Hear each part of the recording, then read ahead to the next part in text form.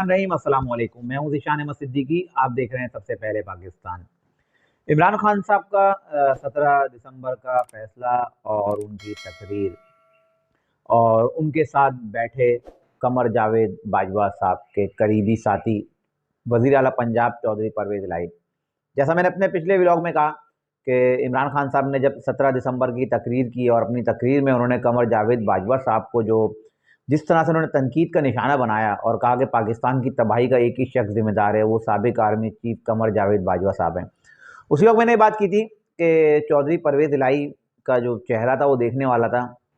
और वो किस तरह बैठे, किस तरह उन्होंने सब्र किया और ज़ब्त किया कि वो इमरान खान साहब की बातें सुनते रहे। क्योंकि उस वक्त तो एक जलसा था और एक लाइव तकरीर थी इमरान खान साहब की, इसलिए चौधरी परवेज़ इलाही साहब कुछ बोले नहीं। लेकिन कल चौधरी परवेज़ इलाही साहब जो है मीडिया पे आए और उन्होंने खुलकर जो है इमरान खान के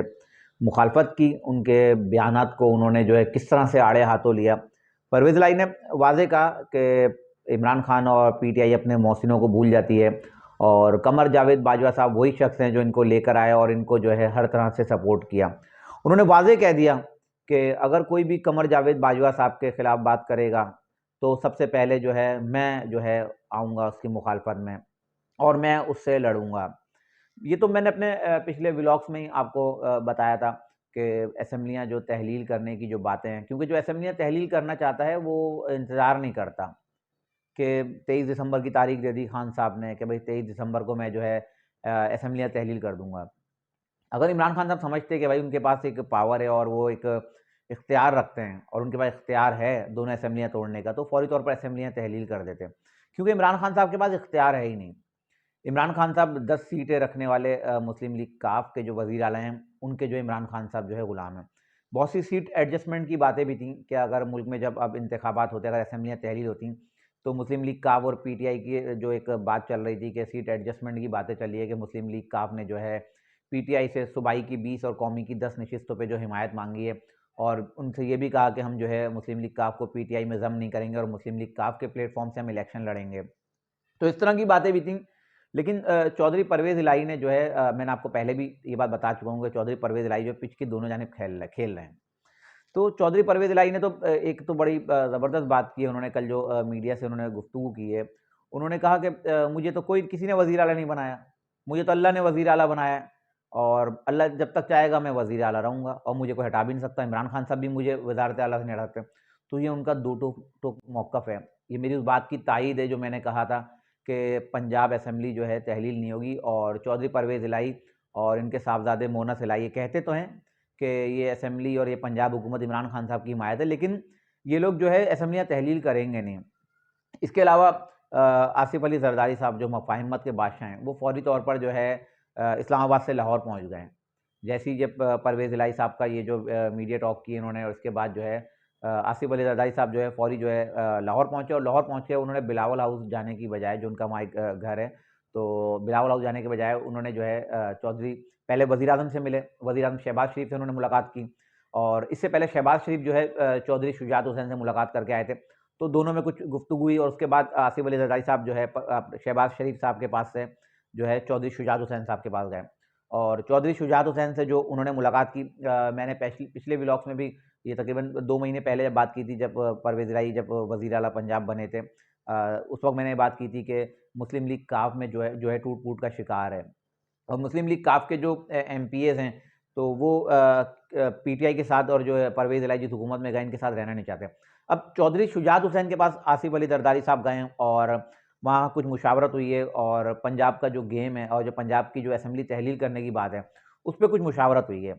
चौधरी शुजात हुसैन से जो है ज़मानत माँगी गई है कि अब चलें हम अगर दोबारा आप पर एतमाद करते हैं और परवेज़ इलाही को ही अगर हम अपना वज़ीर आला रखते हैं, तो आप इस चीज़ की क्या गारंटी है कि परवेज़ इलाही जो है अब उस तरह से नहीं करेंगे जिस तरह पहले एक दफ़ा चौधरी परवेज़ इलाही को हमने वज़ीर आला नामज़द भी कर दिया, उसके बाद जो है मिठाइयाँ भी बढ़ गईं। उसके बाद चौधरी परवेज़ इलाही और मोनस इलाही बनी गाला गए और वहाँ जाके उन्होंने जो इमरान खान साहब की हिमायत का ऐलान कर दिया। इसके अलावा 2 सिचुएशन है, 2 बातें हुई हैं। एक तो तहरीक अदम एतमाद की भी बात हुई है कि अगर चौधरी शुजात हुसैन अगर साथ देते हैं, तो हम अदम एतमाद भी लेकर आ जाएँगे और इसके ज़रिए अगर मुस्लिम लीग काफ के जो एमपीएस हैं, वो चौधरी परवेज़ इलाही को वोट ना दें और जो पीडीएम के जो मुश्तरका जो उम्मीदवार होंगे, उनको वोट दे दीजिए। लेकिन ज़्यादातर इम्कानात इस बात के हैं कि जैसा कि परवेज़ इलाही तो कह चुके हैं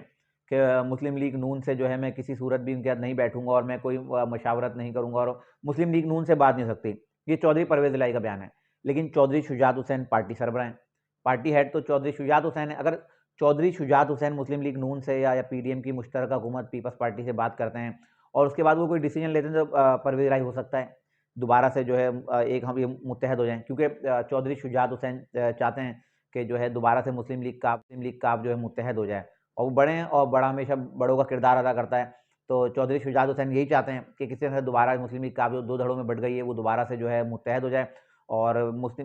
परवेज़ इलाही साहब जो नाराज़ होके जो चले गए थे, क्योंकि जब अदम एतमाद का जब ये मामला हुआ था और चौधरी परवेज़ इलाही जब वज़ीर अपना बनीगाला चले गए थे,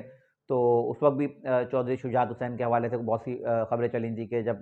परवेज़ इलाही का जैसे ही मीडिया पे चला कि जो है वो उन्होंने पीटीआई की हिमायत का ऐलान कर दिया है, तो चौधरी शुजात हुसैन बहुत रोए थे कि क्योंकि ज़ाहिर-सी बात है एक बड़े हैं, पार्टी सरबराह हैं, पार्टी इतने अरसे से लेके चल रहे हैं और पार्टी टूट-फूट का शिकार है। दिली तकलीफ़ तो उनको ही होगी कि किस तरह से हम मुत्तहद थे और हम लोगों को जो लड़वा कर अलग कर दिया गया। अब यही है कि चौधरी शुजात हुसैन चाहेंगे कि दोबारा से जो है मुस्लिम लीग का मुत्तहद हो जाए और वो जो है पीडीएम की मुश्तरका हुकूमत आसिफ अली जरदारी साहब और मुस्लिम लीग नून से इनसे बात करें और इस तरह की कोई एडजस्टमेंट करें कि अगर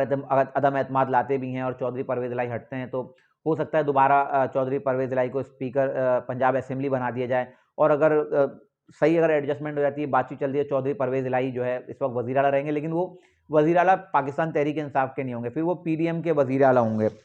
इसके अलावा इमरान खान साहब ने 23 दिसंबर को जो असेंबलियाँ तहलील करने की जो बात की है, उससे पहले इमरान खान साहब के जो है बहुत सारे जो है केसेस भी हैं और इमरान खान साहब के जो बहुत सारे तोशाखाना, फॉरेन फंडिंग, उनकी एक बेटी जो उन्होंने छुपाई हुई थी, इसके अलावा इन्होंने जो निशिस्तें 6 निशिस्तों से इलेक्शन जीते, इसमें से कौन-सी निशिस्त रखेंगे,